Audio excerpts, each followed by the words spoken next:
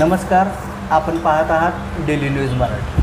आज आपल्यासोबत आहेत कवी मनाचे नेते आणि संपूर्ण भारतभर प्रसिद्ध असलेले डॉक्टर अभिजित बिचुकले। आज त्यांच्याकडून आपण जाणून घेणार आहोत की सातारा लोकसभेसाठी ते यंदा 5व्यांदा उभे राहिलेले आहेत। त्यांच्याकडून आपण त्यांची मते जाणून घेणार आहोत। मला पहिला एक प्रश्न तुम्हाला विचारायचा आहे की तुमची लढत नेमकी कोणत्या उमेदवारासोबत आहे, उदयनराजे की शशिकांत शिंदे? लढत म्हटली तर खऱ्या अर्थानं 2004 सालापासून ज्या उमेदवाराशी माझी लढत आहे त्याच उमेदवाराशी माझी लढत आहे आणि ते म्हणजे छत्रपती उदयनराजे भोसले। आम्ही दोघं 5वी निवडणूक आमची लोकसभेची दोघांचीही फक्त एकमेकांच्या विरोधातली। फक्त गोंधळ असा आहे की उदयनराजे पक्ष बदलत राहिले, अभिजित बिचुकले ठाम राहिला आणि शरद पवार उमेदवार बदलत राहिले।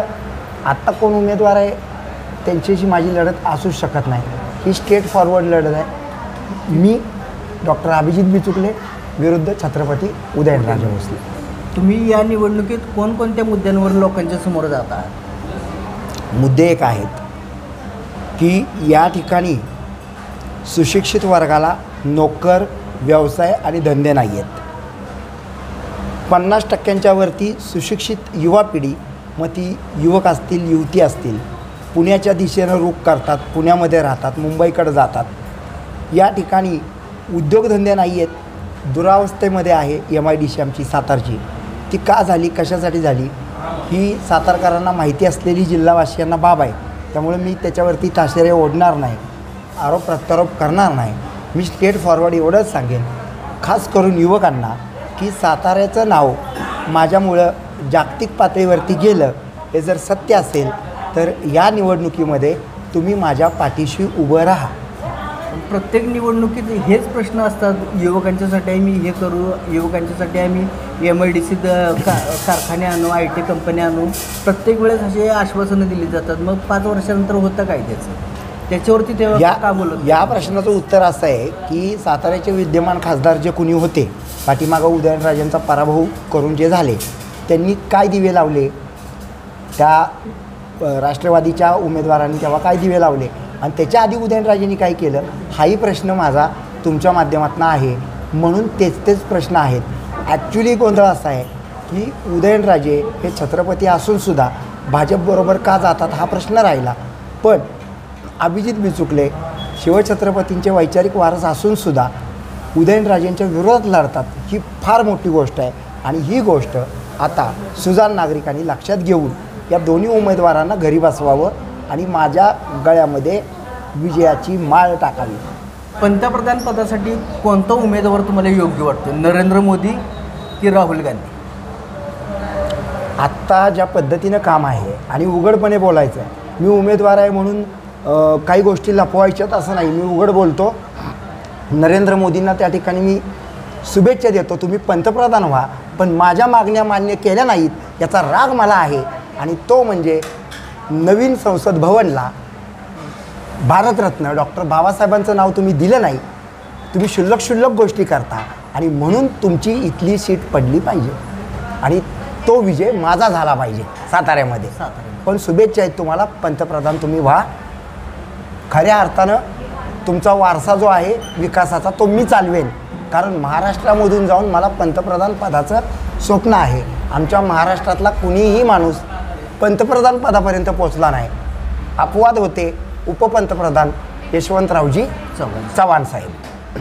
प्रत्येक निवडणुकीत आरोप प्रत्यारोप होतच असतात, परंतु या निवडणुकीमध्ये आरोपांची पातळी खालवली आहे, प्रचाराची पातळी खालवली आहे असं तुम्हाला वाटतंय का? गंमत अशी आहे की शरद पवार आणि उदयनराजेंचं तसं म्हणायला गेलं तर हाडवैर आहे। उदयनराजेंच्या तरुणपणापासनं, भाऊसाहेब महाराजांच्या तरुणपणापासनं आणि भाऊसाहेब महाराज त्यांच्याबरोबर पवारसाहेबांबरोबर होते तरीही राजघराण्याला त्यांनी मान सन्मान दिला नव्हता।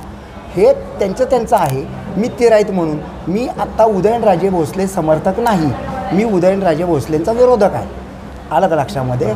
पण त्यांचं ते हार्डवेअर आहे आणि माझं या लोकशाहीमध्ये लोकांच्या हितासाठी लढणं आहे। मला अजून एक तुम्हाला प्रश्न विचारायचा आहे की आत्तापर्यंत बारामतीकरांना सातारा जिल्ह्यानं प्रचंड साथ दिलेली आहे। आमदार दिले, खासदार दिले, त्या पटीत तुम्हाला वाटतं का की बारामतीनं सातारकरांचा विकास केला म्हणून? हा प्रश्न असा आहे, एकतर मी सांगतो, शिवछत्रपतींचा वैचारिक वारस म्हणून संपूर्ण महाराष्ट्रानं माझ्याबरोबर यायला पाहिजे.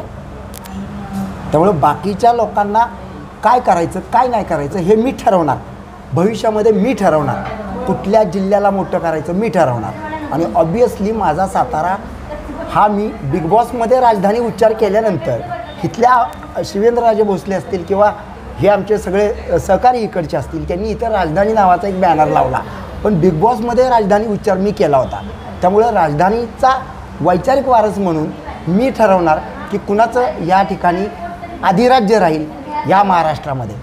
तुम्ही राजकारणात सुद्धा सातारा जिल्ह्यात बिग बॉस म्हणूनच येणार आहात पुढे? नक्कीच, का नाही, का नाही. वेळ पडली तर मी किंग मेकरच्या भूमिकेत सुद्धा जाणार आहे. दरवेळेला किंग होण्यासाठी मी उभा राहतो. लोकांना जर त्या शाईची किंमत कळत नसेल तर मी किंग मेकरच्या भूमिकेत येणार 100%. मुलाखतीच्या शेवटी फक्त आमच्या दर्शकांना एक आव्हान काय करणार आहात तुम्ही? या ठिकाणी आज संपूर्ण पत्रकार तुम्ही जे मला वेळ देत आहे, तर तुमच्या माध्यमातून एकच त्या ठिकाणी सांगू इच्छितो की 7 नंबरच्या क्रमांकावरती माझं नाव आहे, डॉक्टर अभिजित वामनराव आवाडे बिचुकले, आणि चिन्ह आहे माझं कपाट.